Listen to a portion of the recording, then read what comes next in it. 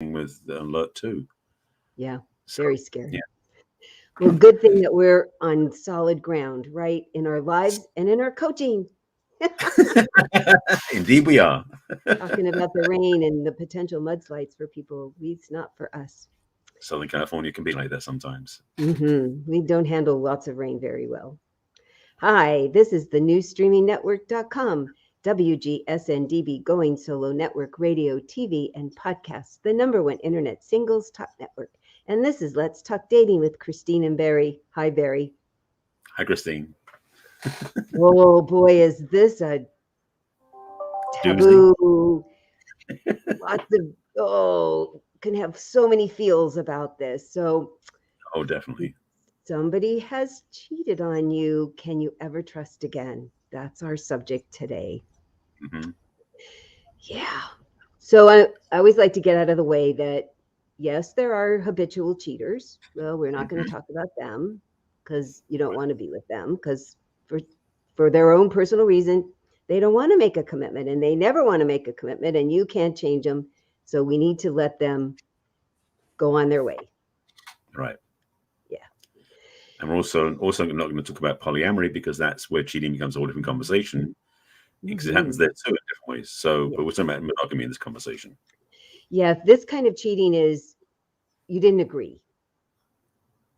You didn't, as a couple, as a pair, agree that one person would have, we're going to talk about emotional as well and physical relationship with another person outside your relationship. And the other thing I want to make sure that we've talked about is people think, gosh, we went out a couple times and now they're talking to other people and I feel like they're cheating on me. In Barry, in my world, I'm going to speak for you, and because Feel you've free. said this as many times as me, Right. you need to have had the we're making a commitment, monogamous relationship conversation, and both people say, yeah, I'm ready for that. And you additionally say, and if for some reason you change your mind, you get tired of me or you see somebody else, we need to talk about it. It Right. can't just happen. So if you've had that conversation, then we're going to talk about what the word cheating means, because it's not cheating if you haven't had that conversation. As far as I'm concerned, what do you think, Barry? Sorry, you said it's not cheating if you haven't had the conversation, or if If you you have had the haven't conversation. had the monogamous committed, Right. you've Yeah. been out a couple times, but you haven't said it's only going to be us. Really, both of you are very free to talk to, be with, go out with, have sex with anybody Hmm. without you getting upset about it if you haven't said we're in a committed monogamous relationship. We're committed only to each other. We're only going to have sex with each other. You need to have that conversation out loud. And too often, more women, but certainly men, assume if you're feeling committed, that the other person's feeling committed. No. Yeah, that's the thing, and the other part also is what qualifies for that commitment. Because for some people, it's like getting married is the commitment. For some people, Mhm, the first kiss is the commitment, and everything in between. mhm, So mhm, understanding what it is for both partners is kind of a key thing too. And something else in the conversation, which we'll talk about along the way, is what qualifies as cheating. Because nowadays there are mhm. so many different ways people cheat emotionally, energetically, without physically connecting with anybody, but the loyalty starts to move away from the person they're with. So that's a compensation topic too, because some people feel violated because they don't feel as close to their partner as their partner seems to be with somebody else they've been texting with, for example. So Mhm. yeah, there's a range of this. Oh my goodness, yes. And so my big rule of thumb is if you're in an agreed monogamous committed relationship, you're concentrating on each other, you're getting to know each other on a deeper level, you've decided that you're probably going to have some sort of a physical relationship. It's really interesting nowadays, the people that are saying, we can do this and this, but not that, or we can do Mm, that and not this. But you both need to agree. Well, I don't care what it is, as long as you both agree. That yeah, if you've made that agreement, it's a rule of thumb I suggest that there's no conversation you have with another person that you couldn't have with the person that you've made that agreement with. Right. You're going to share something personal about yourself. You're going to share a problem that you have with the other person, unless it's a paid professional. That's where I think the lines get blurred, because the other person's going to be really sympathetic, truly, or because they want to get in your pants. And it's not helpful. If you're having a problem or a concern or something you're not comfortable sharing, then that's a problem with your relationship that you need to either discuss with your relationship person or with a third party. Yeah. And that's, for me, is one of the,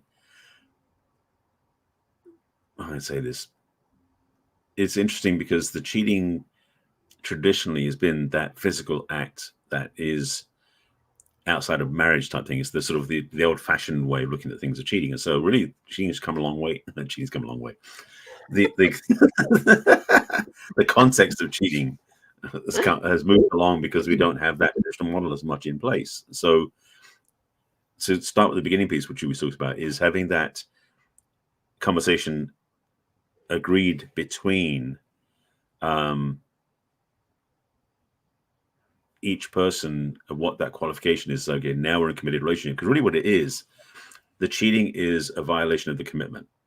That's probably the simplest way of putting it, in a sense. And so if you're in a committed relationship and you haven't had sex yet, but that's the thing you're planning to do down along the way, that's still, if you go somewhere else for that, that's still cheating in that sense, because it's about violating the agreement you've got with each other, the commitment to the agreement. So it's important to first of all, as you said, perfectly said, it's like, what's the agreement here? Are we committed to each other monogamously?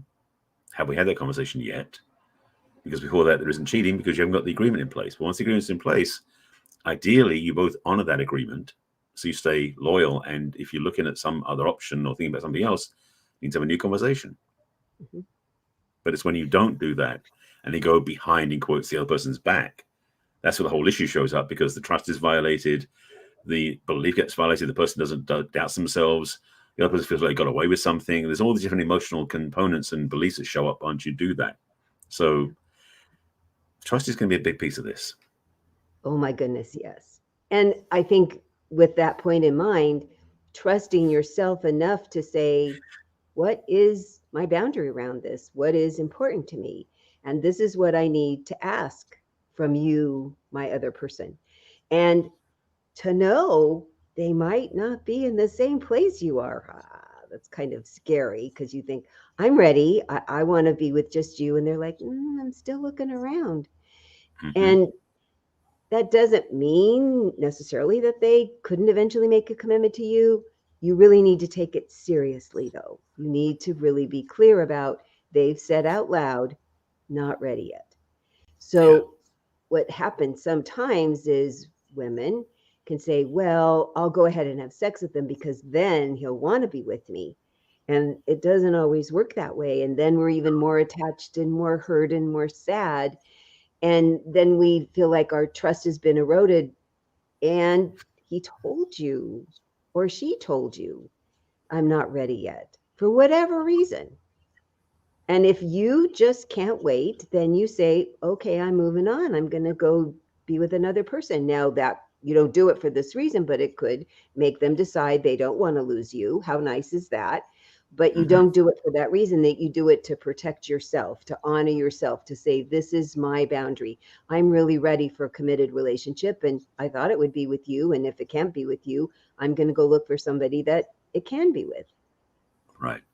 Yeah. And It's the thing, scary, though. It's so scary. Well, the thing for me is, it really comes back to something we talked about this in other episodes, about really being true to yourself, and also to really be honest with yourself. Because the thing is, it's tempting. I've done it myself in the past, and I think everybody else has too, where you meet this person, you think that's going to be the perfect person, and it's, together forever, no matter what. And you haven't had a first date yet. Just the fact you communicated over an app or something, or you've had one conversation, you think this is the right person.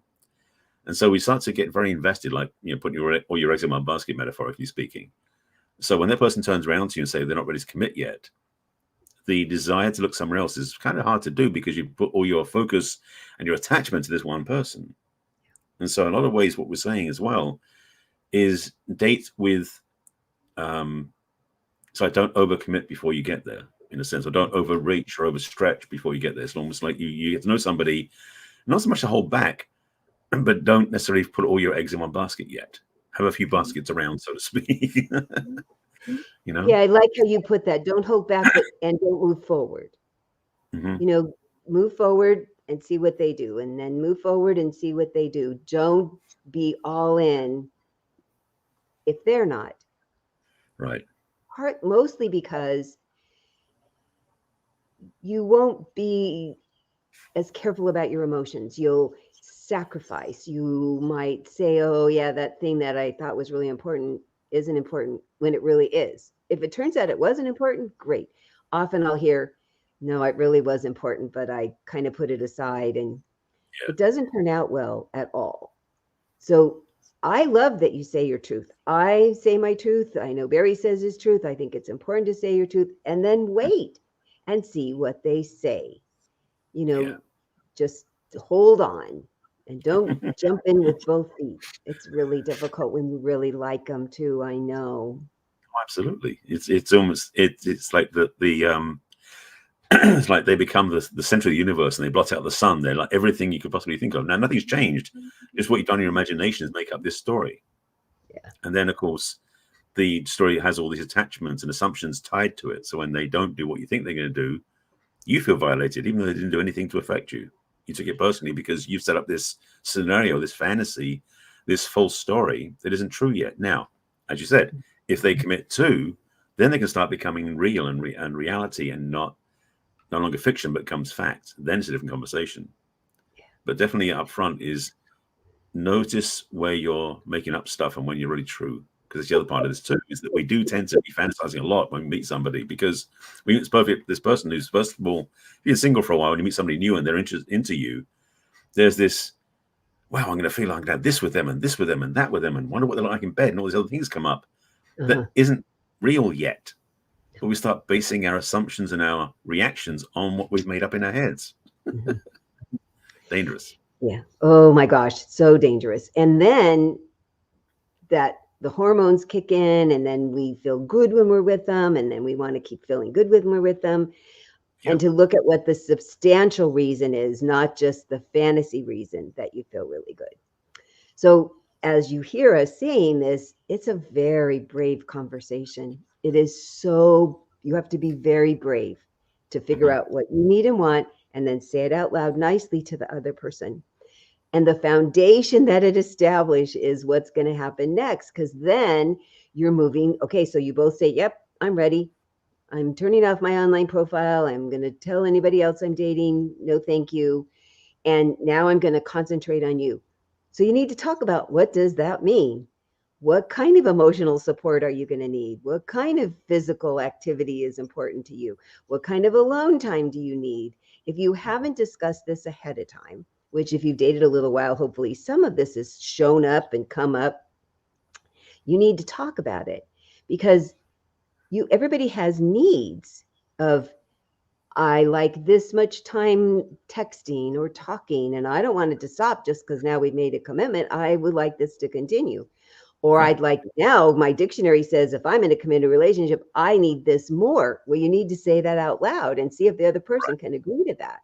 And I want, sex this often, and I like trying new things, or I like the same thing all the time, if we're now talking about having sex together. And everybody's like, oh my God, you mean we're supposed to talk about it? Because if you don't, that's a lot why cheating happens, because people aren't getting their unexpressed needs met.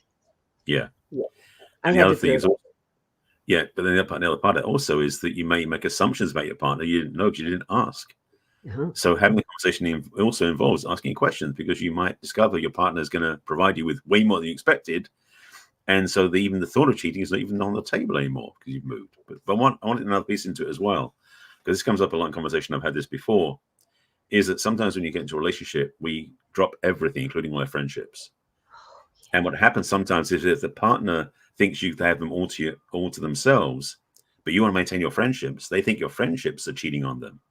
Like your partner feels like, even if you go to call your friend because you've been with friends for 25 years and talk about deep stuff, your partner might be thinking you're cheating on them because you're having an emotional connection to somebody you love dearly.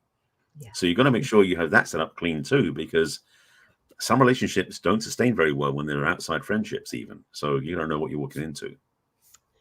Oh, Barry, that is so important. And then if you add the caveat, not only do you have this friend that you've had for 20 years or 30 years, and you have this really deep, great connection, and you're only friends, because when it happens with somebody of the opposite sex, oh my gosh, it can have, you have to have a whole nother conversation about, I've had this friend and this is the kind of stuff we talk about. And I promise it won't be anything that I wouldn't talk to you about.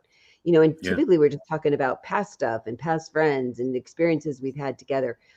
And boy, is that a whole nother trust level. And say it out loud, because Yes. you just go, oh, well, I've been friends with them forever. Why do I have to explain it? Well, maybe they don't care, but how nice to find out if they don't, your partner doesn't care. But it's really important to find out if they do care, and it's important to address it and say, no, hon, it's nothing to worry about. I mean, I've had my friend Gary it's been 45 years, and my late husband could have cared less that Gary and he could have cared less. And oh my God, he had 2 ex-wives that he talked to all the time because of the kids. So I could have cared less. So, but what we talked about it ahead of time, it wasn't a surprise. It didn't just, oh, by the way, come up. We both brought it up. Well, of course he brought it up because he'd been married, but I brought it up that I have this longtime guy friend. And so it was really lovely to get it out in the open and have them both of us go, oh yeah, okay, thanks because it made me feel good that he said it. And that he liked that I said it, but then neither one of us cared, but we said it. Well, because the thing about this, and this is another part of this conversation, is because we're not talking about can we trust again, is oftentimes when a partner tells us this is the friendship they have, the stuff they're really good in place, this is what they've had for many, many years, is can we trust that? Because that's really where the trust gets sustained or violated, is when we don't know what our partner is choosing, or we can't trust what our partner says that they're doing.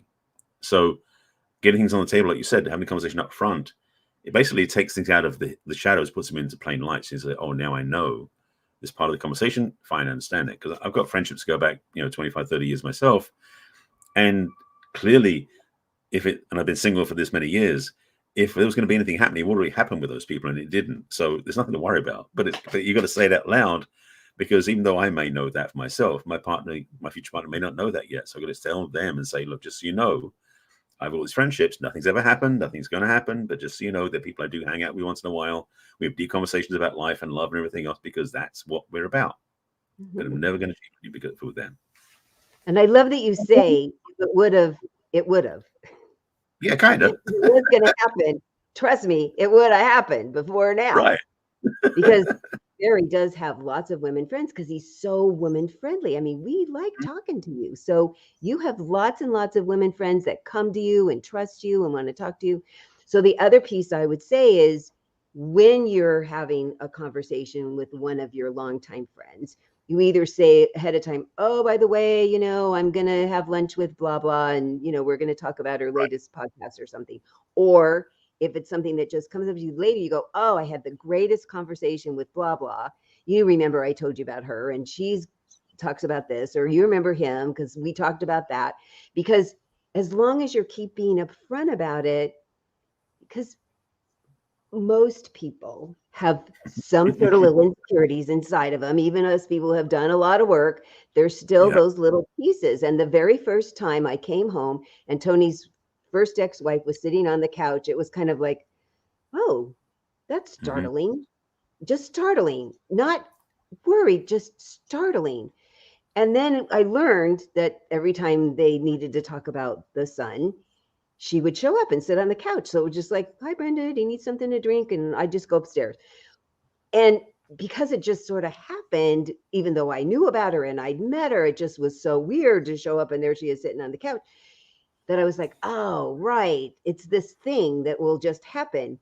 So I couldn't have been more secure in my marriage, and it still made me startled. So for somebody who is concerned about their own, am I beautiful enough or smart enough, or do they love me enough, which is a whole nother conversation that we've had a bunch of times. Yes. It's really important to just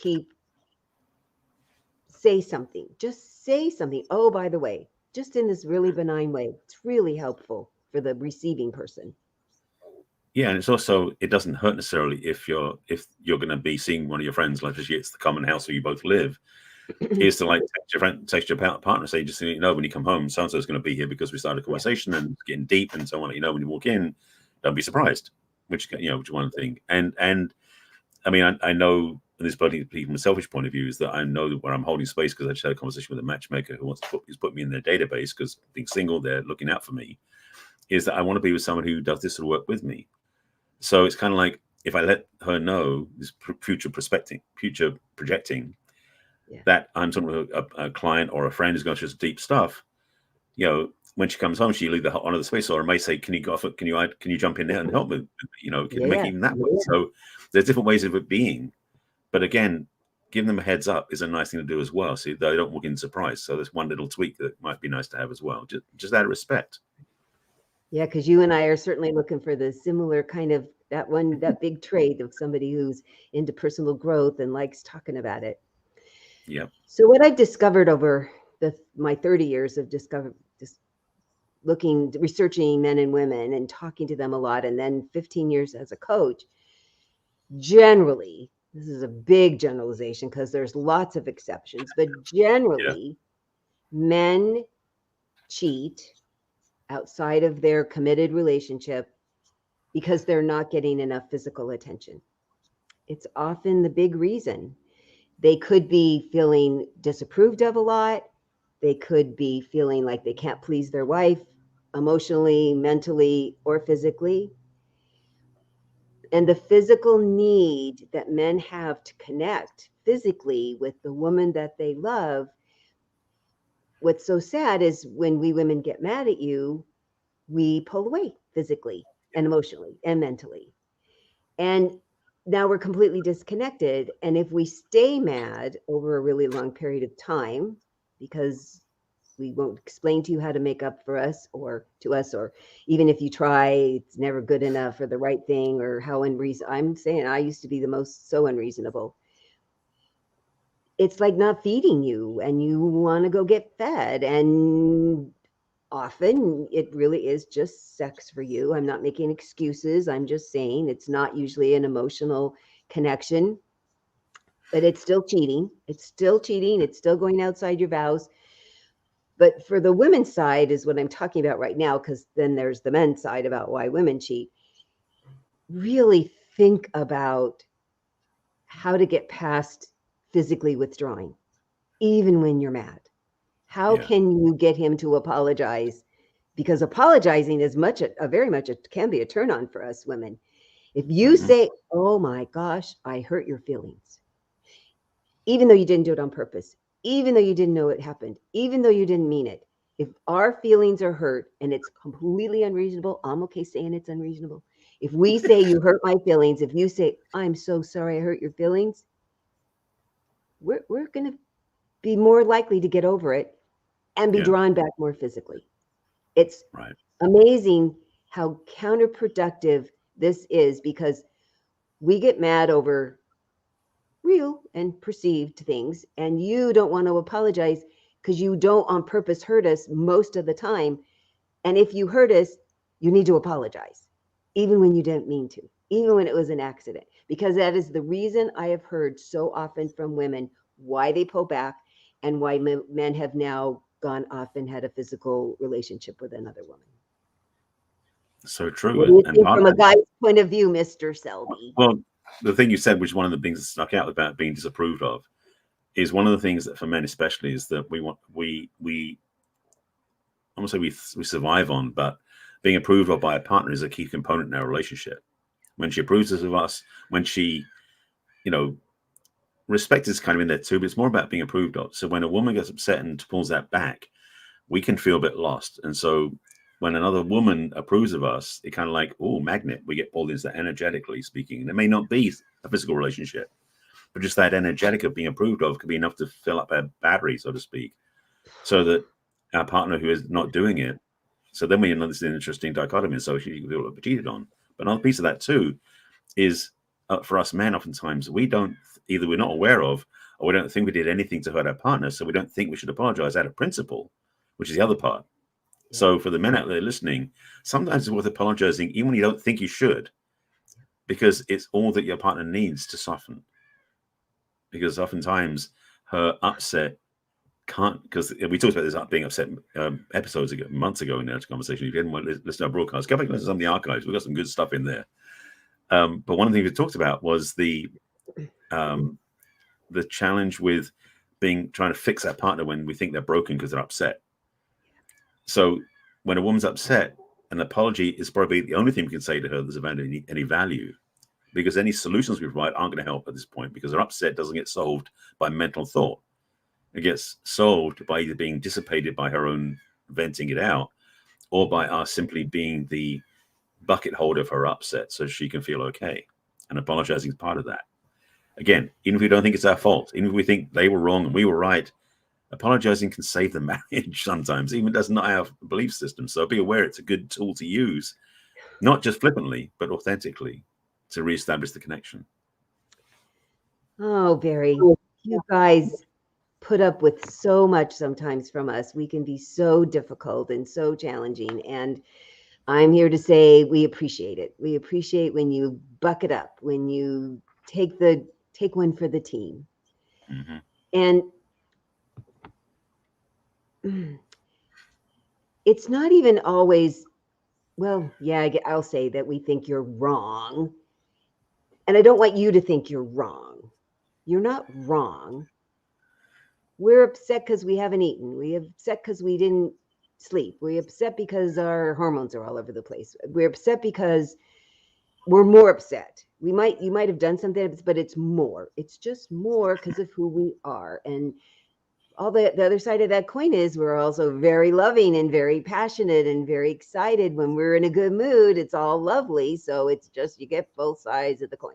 So when you say, oh, geez, I didn't do anything. I really didn't. And even when she explains to me, I don't understand. And I did. Just say you're sorry. Just say you're sorry. Because we're not really impugning your integrity, even though I know that's how it feels.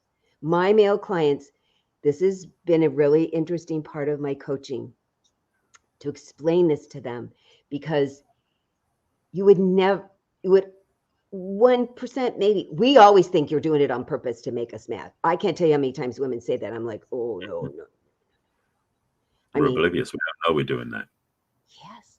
You don't consciously think, I'm going to piss her off. Watch me do that, because we do that as women. Mm-hmm. So we assume that's what you're doing. So to say, I'm mad at you, and this is why, and for him to say, I'm sorry, and then you need to say, okay. The woman needs to say, accept his apology. Yeah. Because you'll just feel better. You'll feel better if you accept his apology. Let him apologize to you, and then say, thank you for apologizing. He'll feel like, oh, I guess I did fix it. Okay, that's good. I'm sure still don't understand why it worked, but okay. And then you feel apologized for. Because the thing that happens often is, not always, but often, is the guy keeps going, well, I'm sorry if I upset you, and I don't really understand, and this is really what I meant. I really understand you're upset, but I'm not. And none of that makes us feel better. There's nothing in any of those many words that you're trying really hard. I am so sorry. And especially if you say that whatever we said you did, oh, I hurt your feelings. I'm so sorry. We'll go, okay. Because otherwise we're going to bring it up for 6 months. At least. And might have not had sex for 6 months. And that's just sad. And for women, I go, this is why he's looking elsewhere. I'm so sorry, but this is one of the reasons he might be. So knock it off. I mean, if he's a jerk and he keeps hurting your feelings, and you keep saying this hurts my feelings, and please say you're sorry and don't do it again, because that's going to be the next step. Right. Then he's not the right guy. So what's very important is that if you do something, okay, let's say you had sex with somebody else, and you're like, I am so sorry. Well, that's not enough. Hurt my feelings? No. Yeah, I'm sorry. Not having sex with somebody. Now you have to tell me, what either person, men or women, whoever did it, why it was wrong. Why was that wrong? Why was that a betrayal? Why was that a really horrible thing to do to you? And why I know it was wrong. And Hmm. what am I going to do so that doesn't happen again? That's Because key. that is the only way anybody's going to trust, because that's the whole point of this title. How would Yeah. you ever trust? And the only way I would ever trust is if they apologized profusely, said what they did was wrong. They said it out loud. Yep, I screwed up. I really was wrong. And this is my part in it. Yeah, maybe I didn't get enough attention, but I sought somebody else out. That was really wrong. Even though I wasn't getting fed, I could have masturbated to porn instead of going and finding a person. And Right. this is what I'm going to do instead. This is what I'm going to do so that doesn't happen again. That is the only way I would ever trust somebody. It sounds so simple to say, but it's so much more than that, because the energetic of that and the emotional weight of that is profound, because it takes that whole pressure. First of all, it takes the whole pressure off the person who was cheated on, who may be feeling somehow responsible, so they don't feel the pressure anymore. But secondly, it puts responsibility on the person who did, quote, cheat, Mhm. who violated the trust, who broke the trust. That's what it's about here. So that they can offer some solutions. And here's the key: be open to feedback from your partner, who may give you other suggestions to reinforce how you can reestablish trust again. Because the thing about trust is, it's like if the trust is violated or broken, it doesn't start off from where it left off. You got to start all over again, because trust has been decimated completely. You start from the beginning. So to have a mutual understanding of what it is that's going to be happening going forward, agreements, promises, behavioral changes, counseling, whatever it is that is agreed upon, has to be maintained to start rebuilding, not to reestablish, but to restart rebuilding trust again. Because it is an ongoing process of rebuilding and renewing. Because that's the challenge, is that cheating is such a violating experience. It is not something you just go, well, I was only gone for an hour and I cheated, I'm just going to to fix it. It doesn't work that way. It's not one for one. It's definitely a much bigger process to reestablish and to clean up the mess, in quotes, that you may have made when you cheated. So it's a vital piece of the work. Absolutely. Because the first part of the conversation was putting some onus on the person that could possibly be cheated on and how to hopefully prevent it. And now we're putting the onus on the person that does the cheating to Right. say, I screwed up. No matter what happened on the other end, I made the choice. I still made the choice. Yeah. Because if you're not getting your needs met, you need to express them in a better way so that the other person can say, yeah, I'm too mad at you. I can't have sex with you right now. Well, then what do I need to do to have you not be mad at me? What kind of apology do you need? What way do I need to make restitution that I won't do whatever it is that pissed you off? To have that conversation is another brave thing to do. And maybe you can't do it alone. You're going to need a third person because somebody's too mad to talk about it. Yeah. It's still a choice. It's still a choice how you feed yourself again. So it typically, when women cheat, they have infidelity of an emotional kind, which they'll do a lot, or a physical kind. It's because they're not getting their emotional needs met. Right. They're not feeling like you're giving me attention. Don't listen to me. You're always too busy. You dismiss me. You talk over me. Those are the ways that often you work all the time. You don't feel like you're getting your needs met. So yes, it's on the person who to say, this is what I really need, and can you give it? And that if you don't ask, or you've asked and they didn't do it, but you stayed, then if you want to keep this marriage, because that's the choice, if you want to stay in this relationship, then you need, as the cheater, to apologize. So sorry, can't believe I did that. I was really wrong. This is why I did it, owning my part of it. And then this is Mhm. what I'm going to do to never have it again. And your part. And then you include each other on, I'm going to still need this from you to keep that from happening again. Yeah. And the other pieces that happen is that you need to make your phone totally available and your emails totally available, because obviously you were communicating with another person somehow. And so that's another way to build up the trust, is that all of your communications are available for the other person to just look at whenever they want. That has been a big help in the couples that I have coached. That's really Yeah. helps to the trust be built back again. It's one of the major pieces. Well, that's the thing, is because oftentimes the cheating is done, something that's done, quote, in the shadows, or it's been hidden away. And so to be fully transparent and like expose your email and texting and everything else to your partner is a really powerful demonstration that you're willing to come out of the shadows in that sense and willing to be vulnerable again. And that's such a key component of how to rebuild the trust, because it's showing yourself as being so vulnerable and open that basically your partner could do anything, but you're willing to submit yourself to that, to be able to let them know that you want to be loved again, be in connection again, and to rebuild the trust again. So it's a big piece of the work. Yeah. It really is. And there are couples when I say you need to say to them, if I'm not going to get the attention, physical, emotional, whatever it is, the attention that feeds me, keeps me healthy, then my choices are to porn, if it's physical, go visit another place where I'm going to get my physical needs satisfied, or leave. I mean, really, that's the serious conversation I've had with couples in this genre, this area of their life. And they're like, oh my gosh, really? I go, well, what are your other choices? I mean, you could live celibate together, I suppose, or emotionally abused, but why? Why would you want to do that? That's what drove you to cheat already. Right. That's only available if both partners really consciously, intentionally choose something like that. Of most relationships, it's really everything that's involved in the relationship is what they want. That's why their primary committed and monogamous relationship is to have all the joys and everything that goes with it in the relationship. And if one person pulls back on one of those levels, the other person doesn't want to give that up as well, that's an issue that's got to be resolved. And yeah, ideally, this is the other part of it too, is real honest communication and both giving and receiving feedback, so they both get on the same page. Because again, a lot of times people cheat because they've been voicing their complaints to their partner, and the partner's not listening to them or not receiving them, and they feel like that the other person's deaf to them, so they feel so rejected, they want to go somewhere where they'll feel received and accepted. And that's the piece that can be so understandable but not functional. And so the person who's been deaf or blind to what's going on in that sense needs to be willing to go, hang on a second, maybe I need to at least listen to my partner. I might not be able to do anything for him right now, but if I listen, at least there's an opening.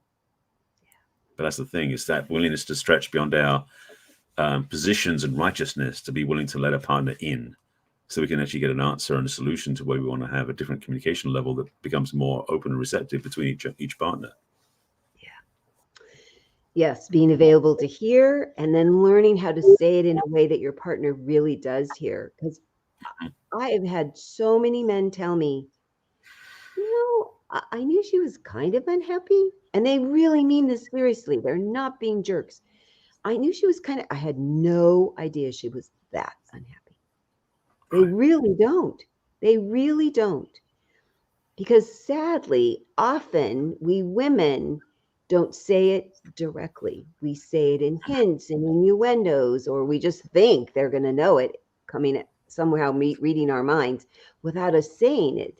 I was the champion of having a storm cloud around my head, like in the cartoons, walking or storming around the house, but I wasn't going to say anything about what it was because he should just know, my poor first husband. So learning how to say it clearly and seeing the other person who can say back, oh, that's bothering you? Really? Okay, let me say back what you're saying bothers you. I don't really understand, but I'll say back what you say is bothering you. Is that really what you said bothers you? To have that active listening kind of conversation has been eye-opening for men especially, even women, because we think what we do is we go, oh yeah, that's what you said, but I know what you really meant, which was totally different. So then we go off on a tangent of, well, this is what he really wants. Is that what he said? Is that what he really said that he wants? But I don't understand why he's unhappy, because I've been giving him all these things. But is that what he said he wants? I make him like the guy. I go to work every day and I bring my paycheck home every day. But she says, oh, I want you to just hold me at night. Oh, really? And then she says, well, I cook and, I take care of the kids. And he's like, but I want you to say I'm smart and that you're proud of me and have sex with me. And they're like, oh, really? I mean, they really are equally surprised, both men and women. Oh, yeah. Yeah. That's the trouble. We do get into this routine And that's another part of it. We talk about in our conversation. Another component is about how we bring the relationship, make it fresh and make it exciting all the time, because we do get into routine and into a rut. So we get into those grooves and things. So we start saying, well, I've done all this, therefore that's enough. And then go, I've done all this and that's all enough. And meanwhile, there's this chasm between two partners that nothing's happening because you basically put up your barricades against actually being connected to each other. It's like, no, you got to cross that line and reach across the aisle, so to speak. Oh, isn't that an important thing to say in this political arena we're in this year? I love that.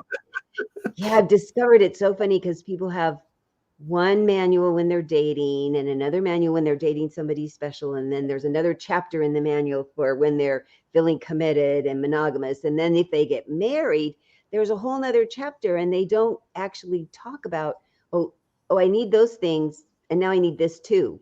Or I need this thing, and now I need it differently. So you're going along thinking that you're doing the same thing that worked before, and they need something different, but they don't tell you. Yeah. Oh boy, was this important or what? I'm hoping that people, you see yourselves, you see things that have happened in your relationships in the past that you're like, oh crap, that's why it didn't work. Or, oh, I didn't know that. I didn't know to do it this way. And how could I learn how to have a brave conversation? That's what Barry and I do. Yes, it is. Yes. So if you'd like to get a hold of me, the best way is through my website, which is www.theperfectcatch.com. And you click on what's holding you back from love. And there's a brief questionnaire. And then you have access to my online calendar. So you can make an appointment with me that's to your convenience for a whole hour. And then you can also join my mailing list, and you'll get this podcast on repeat, as well as other fun things that I've been working on and sending out to people. And if you go to the bottom of my homepage, you'll see all the links to my social media for Facebook and LinkedIn and Pinterest and Twitter and Threads and YouTube and Instagram. There you go. All the little links are down there. It makes everybody's life so much easier. And tell people how to get a hold of you, Mr. Barry. Well, thank you, Christine. So the way you can reach me is through my own website, which is my name, barryselby.com. That has still got set up, and I've been seeing all the new pages from my website getting built by my designer. I'm like, it's looking really good, but it's not public yet. So very soon. In the meantime, my site still works. So on the homepage of my website, you can click on the link at the top, which is take the next step, which gives you a link to my calendar and to a form that you can fill out the same way as Christine has. I have a form on my website to get you started, and also get you on my calendar so we can have a conversation about where you are and where you want to go. At the bottom of my homepage, I have a link to my email list. We can jump right in there as well. If you just want to get connected to what I'm talking about, the replays of the show, same as I send it to my list. And I've got some new things brewing as well, which I'll be sharing with my audience first before I share them anywhere else. So definitely you can check me out that way. Social media wise, my name is on all my platform, all the platforms except for Instagram and Threads, which is the real Barry Selby. But otherwise, it's Barry Selby on YouTube, Facebook, LinkedIn, Twitter, Pinterest as well. And well, that covers it, I think. Basically, if you're looking for me on social media, look for my name. That's the way to find me. And well, saying the truth. And that's where you can find me as well. So social media, website, email. If you want to drop me an email, you send me one at barryselby.com. If you have any questions or you want to find out more about my work, send me an email. Let's talk. And my email is Christine, CHRISTINE, at theperfectcatch.com. Mm-hmm. And we would love for you to watch our replays. You can listen to them on audio on Spotify and Apple. We're all up to date on that. Or you can watch us here on StreamYard or on Roku. We have a lot of people watching us on Roku. It's really amazing. Also on YouTube and Facebook as well. The replays go there as well. Oh, right. YouTube and Facebook, of course. And then we're here live every Thursday at 1 o'clock Pacific and 4 o'clock Eastern. So we'd love for you to like our podcast and share it with your friends and family who also have dating and relationship questions. Yeah. Reach out, get support, share it with your friends. Mm-hmm. Definitely subscribe. And if you've got any comments, please put them below the broadcast. Yes, we love. Please let us know if you like what we said, or if you want us to cover another subject that's happening in your life. We love suggestions. We're always getting them and happy to get them, and we'll be happy to put them on our list of upcoming podcasts. And then you'll say, oh, that was mine. Yes. So we will see you all next week. Take care of yourselves. We'll see you soon. Bye for now.